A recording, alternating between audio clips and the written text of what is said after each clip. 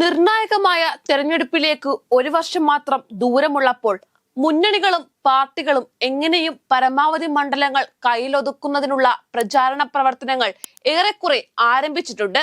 തൃശൂർ ജില്ലയിലും പരമാവധി മണ്ഡലങ്ങൾ പിടിച്ചെടുക്കുകയാണ് LDF മുന്നണികളുടെ ലക്ഷ്യം. അതേസമയം ജില്ലയിൽ അക്കൗണ്ട് തുറക്കുകയാണ് BJPയുടെ ഉദ്ദേശം. ചേലക്കര, കുന്നംകുളം, ഗുരുവായൂർ, മണലൂർ, വടക്കാഞ്ചേരി, ഒല്ലൂർ, തൃശൂർ, നാട്ടിക, കയ്പമംഗലം, ഇരിങ്ങാലക്കുട, പുതുക്കാട്, ചാലക്കുടി, കൊടുങ്ങല്ലൂർ മണ്ഡലങ്ങൾ ചേർന്നതാണ് തൃശൂർ ജില്ല. ഇതിൽ ചാലക്കുടി ഒഴികെ മുഴുവൻ മണ്ഡലങ്ങളിലും ഇടത് MLA-മാരാണുള്ളത്. ഇതിലാവട്ടെ ഭൂരിഭാഗം മണ്ഡലങ്ങളും കാലാകാലങ്ങളായി ഇടതിനൊപ്പം തന്നെ നിലയുറപ്പിച്ചവയുമാണ്. 7 പേർ CPM MLA-മാരും 3 പേർ CPI MLA-മാരുമാണ്. ചേലക്കര മണ്ഡലത്തിൽ UDF വിജയിക്കുക എന്നത് ഒരിക്കലും നടപ്പുള്ള കാര്യമല്ല. അങ്ങനെ ഏതെങ്കിലും തരത്തിൽ UDF-ന് ജയിക്കുവാൻ കഴിയുമായിരുന്നുവെങ്കിൽ കഴിഞ്ഞ ഉപതെരഞ്ഞെടുപ്പിൽ UDF-ന് അവിടെ വിജയക്കൊടി പാർപ്പിക്കുവാൻ കഴിയുമായിരുന്നു. അതുകൊണ്ട് തന്നെ വരുന്ന തെരഞ്ഞെടുപ്പിലും ചേലക്കര ഇടതിനൊപ്പം തന്നെ നിലകൊള്ളുവാനാണ് സാധ്യത. ഉപതെരഞ്ഞെടുപ്പിൽ വിജയിച്ച UR പ്രദീപ് തന്നെ അടുത്ത തെരഞ്ഞെടുപ്പിലും സ്ഥാനാർത്ഥിയാകുവാനും വിജയിക്കുവാനുമാണ് സാധ്യത. സർക്കാരിനെതിരെ കടുത്ത ജനവികാരം ഉയർന്നു നിന്ന സാഹചര്യത്തിലായിരുന്നു ചേലക്കര ഉപതെരഞ്ഞെടുപ്പ് നടന്നിരുന്നത്. എന്നിട്ടും വലിയ ഭൂരിപക്ഷത്തിൽ ചേലക്കര ചെങ്കൊടിക്കൊപ്പം തന്നെ നിലകൊണ്ടിരുന്നു. ഇതോടെ കേരള രാഷ്ട്രീയത്തിലെ ഇടതിന്റെ കുത്തക മണ്ഡലമായി ചേലക്കരയും മാറുകയായിരുന്നു. കുന്നംകുളം മണ്ഡലത്തിലേക്ക് വന്നാലും അവിടെയും മറ്റ് അട്ടിമറികൾക്കൊന്നും സാധ്യതയില്ല. നിലവിൽ മുൻമന്ത്രിയായ AC മൊയ്തീനാണ് MLA. കരുവന്നൂർ ബാങ്ക് തട്ടിപ്പ് ഉൾപ്പെടെയുള്ള വിഷയങ്ങളിൽ അദ്ദേഹവും പാർട്ടിയും ആരോപണ വിധേയരാണെങ്കിലും കുന്നംകുളം ഇടതിനൊപ്പം തന്നെ നിലകൊള്ളുവാനാണ് സാധ്യത. 2001-ലാണ് ഒടുവിലായി മണ്ഡലത്തിൽ കോൺഗ്രസ് സ്ഥാനാർത്ഥി വിജയിച്ചു വന്നത്. 2011-ലും 2016-ലും UDF-ന്റെ ഘടകകക്ഷിയായ CMPയുടെ നേതാവായ CP ജോണായിരുന്നു തിരഞ്ഞെടുപ്പിൽ UDF-ന് വേണ്ടി രംഗത്തിറങ്ങിയിരുന്നത്. കഴിഞ്ഞ തവണയാണ് മണ്ഡലം തിരികെ ഏറ്റെടുക്കുന്നത്. പറയത്തക്ക മികച്ച സ്ഥാനാർത്ഥികൾ കുന്നംകുളത്ത് കോൺഗ്രസിന് ഇല്ലെന്ന് തന്നെ പറയാം. അതേസമയം ഗുരുവായൂർ മണ്ഡലത്തിലേക്ക് വന്നാൽ അടുത്ത തവണ മണ്ഡലം UDF-നൊപ്പം നിലകൊള്ളുന്നതിനാണ് സാധ്യത കൂടുതൽ. മുസ്ലിം ലീഗാണ് ഗുരുവായൂർ മണ്ഡലത്തിൽ മത്സര രംഗത്തുള്ളത്. 2006 വരെ തീർച്ചയായും ലീഗ് സ്ഥാനാർത്ഥികൾ തന്നെയായിരുന്നു മണ്ഡലത്തിൽ നിന്നും വിജയിച്ചു വന്നത്.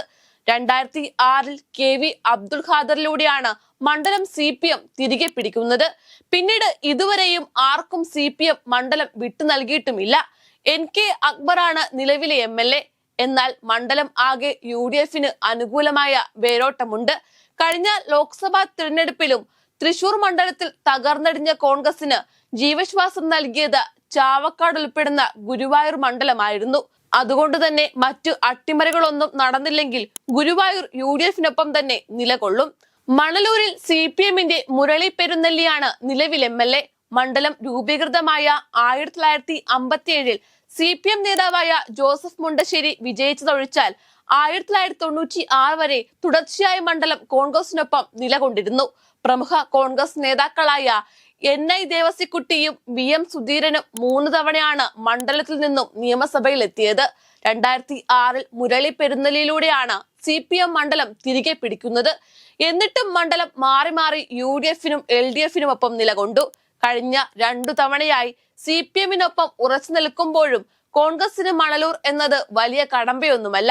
മികച്ച സ്ഥാനാർത്ഥിയെ നിർത്തിയാൽ മണലൂർ അനായാസം UDF-നൊപ്പം പോന്നേക്കാം. വടക്കാഞ്ചേരി മണ്ഡലം കോൺഗ്രസിന് കൈവിട്ടു തുടങ്ങിയിട്ട് നാളുകൾ ഏറെയാകുന്നില്ല.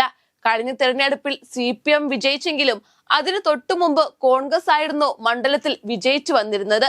ചെറിയ ഭൂരിപക്ഷത്തിലാണെങ്കിലും അനിൽ അക്കര CN ബാലകൃഷ്ണന് തുടർച്ചക്കാരനായി വിജയിക്കുകയായിരുന്നു. വടക്കാഞ്ചേരിയും രൂപീകരിച്ചത് മുതൽ ദീർഘകാലം കോൺഗ്രസിനൊപ്പം നിലകൊണ്ട മണ്ഡലമായിരുന്നു. മികച്ച സ്ഥാനാർത്ഥിയെ നിർത്തിയാൽ മണ്ഡലത്തിൽ UDF-ന് വിജയിക്കുവാൻ കഴിയുമെന്ന് രാഷ്ട്രീയ നിരീക്ഷകർ ചൂണ്ടിക്കാട്ടുന്നു. ഒല്ലൂർ നിയോജക മണ്ഡലം രൂപീകൃതമായത് മുതൽക്കേ CPI-ക്കും കോൺഗ്രസിനും ഒപ്പം മാറി മാറി നിലകൊണ്ട മണ്ഡലമാണ്. കഴിഞ്ഞ 3 തവണയായി CPI നേതാവായ K രാജനാണ് മണ്ഡലത്തെ പ്രതിനിധീകരിക്കുന്നത്. മികച്ച സ്ഥാനാർത്ഥിയെ നിർത്തിയാൽ അടുത്ത തവണ ഒല്ലൂർ UDF-നൊപ്പം നിലകൊണ്ടേക്കാം. തൃശൂർ മണ്ഡലത്തിൽ CPM-ന്റെ P ബാലചന്ദ്രനാണ് നിലവിലെ MLA. BJP-യും കോൺഗ്രസും ഒരുപോലെ പ്രതീക്ഷ കൽപ്പിക്കുന്ന മണ്ഡലങ്ങളിൽ ഒന്നാണ് തൃശൂർ. പല വമ്പന്മാരെ കോൺഗ്രസ് അണിനിരത്തിയിട്ടും തൃശൂർ ഇടതിനൊപ്പം തന്നെ നിലകൊള്ളുകയായിരുന്നു.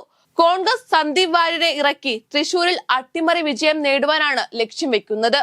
നാട്ടിക നിലവിൽ CPM-ന് ഒപ്പമുള്ള മണ്ഡലമാണെങ്കിലും TN പ്രതാപൻ അപ്രതീക്ഷിത സ്ഥാനാർത്ഥിയായി വരുന്നതോടെ തിരിച്ചുപിടിക്കുവാൻ ആകുമെന്ന പ്രതീക്ഷയിലാണ് കോൺഗ്രസ്. ഏറെക്കുറെ മണ്ഡലം കേന്ദ്രീകരിച്ചുള്ള പ്രചാരണ പ്രവർത്തനങ്ങളും പ്രതാപൻ തുടങ്ങിയിട്ടുണ്ട്.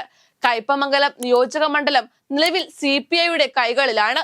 UDF-ന്റെ ഭാഗമായ RSP ആണ് മണ്ഡലത്തിൽ തിരഞ്ഞെടുപ്പിൽ മത്സരിക്കാറുള്ളത്. അടുത്ത തവണയും അവിടെ മറ്റു അത്ഭുതങ്ങൾക്കൊന്നും വഴിയില്ല. എന്നാൽ കോൺഗ്രസിന്റെ യുവ നേതാക്കളിൽ ഒരാളായ ശോഭ സുബിൻ കയ്പമംഗലത്ത് മത്സരിച്ചാൽ വിജയിക്കുമെന്ന തരത്തിലുള്ള ചർച്ചകൾ നടക്കുന്നുണ്ട്. എന്നാൽ മണ്ഡലം RSP വിട്ടു നൽകുന്നതിനുള്ള സാധ്യതകൾ കുറവാണ്. ഇരിങ്ങാലക്കുടയിൽ മന്ത്രിയും CPM വനിതാ നേതാവുമായ R ബിന്ദുവാണ് MLA. ഇരിങ്ങാലക്കുടയിൽ കേരള കോൺഗ്രസ് നേതാവ് തോമസ് ഉണ്ണിയാടനാണ് തുടർച്ചയായി കഴിഞ്ഞ 2 തവണയും പരാജയപ്പെട്ടത്. കേരള കോൺഗ്രസ് തന്നെ വീണ്ടും മത്സരിച്ചാൽ മണ്ഡലത്തിൽ CPM തന്നെ വിജയിക്കുന്നതിനാണ് സാധ്യതയുള്ളത്. പുതുക്കാട് നിലവിൽ CPM നേതാവായ KK രാമചന്ദ്രനാണ് സ്ഥാനാർത്ഥി. പുതുക്കാട് കോൺഗ്രസിന് സ്ഥാനാർത്ഥികളെ കണ്ടെത്തുക എന്നത് ശ്രമകരമായ കാര്യമാണ്. അങ്ങനെ വരുമ്പോൾ CPM തന്നെ വിജയിക്കുന്നതിനാണ് സാധ്യത. ചാലക്കുടി മണ്ഡലത്തിലേക്ക് വരുമ്പോൾ കോൺഗ്രസ് നേതാവായ സനീഷ് കുമാർ ജോസഫ് MLA എന്ന നിലയിൽ മികച്ച പ്രവർത്തനങ്ങളാണ് നടത്തുന്നതെന്ന് പലരും ചൂണ്ടിക്കാട്ടുന്നു. അദ്ദേഹം തന്നെ വീണ്ടും മത്സരിക്കുന്നതിനും വിജയിക്കുന്നതിനുമുള്ള സാധ്യതകളാണ് പലരും പറയുന്നത്. കൊടുങ്ങല്ലൂരിലേക്ക് വരുമ്പോൾ BJP സംഘടനാപരമായി ഏറെ ശക്തമാണ്. എന്നിരുന്നാലും വിജയത്തിലേക്ക് കടക്കുന്നതിനുള്ള വോട്ട് നില പാർട്ടിക്കില്ല. വരുന്ന തെരഞ്ഞെടുപ്പിലും കൊടുങ്ങല്ലൂരിൽ ഇടത് വിജയിക്കുകയും BJP രണ്ടാമതായി വരുന്നതിനുമുള്ള സാധ്യതകളുമാണ് പലരും ചൂണ്ടിക്കാട്ടുന്നത്. കഴിഞ്ഞ ലോക്സഭാ തെരഞ്ഞെടുപ്പിൽ തൃശൂരിൽ BJP മുഴുവൻ മണ്ഡലങ്ങളിലും മികച്ച മുന്നേറ്റം നടത്തിയായിരുന്നു വിജയത്തിലേക്ക് കുതിച്ചത്. അത്രയും തന്നെ വോട്ടുകൾ BJPക്ക് ലഭിച്ചെങ്കിലും വിജയപരാജയങ്ങളെ നിർണയിക്കുന്ന ശക്തിയായി BJP മാറുമെന്ന് അവർ ആത്മവിശ്വാസം പ്രകടിപ്പിക്കുന്നു. കണക്ക് കൂട്ടലുകൾക്കപ്പുറം ആരൊക്കെ 2026 വിജയിച്ചു കയറുമെന്ന് കാത്തിരുന്ന് കാണേണ്ടതാണ്.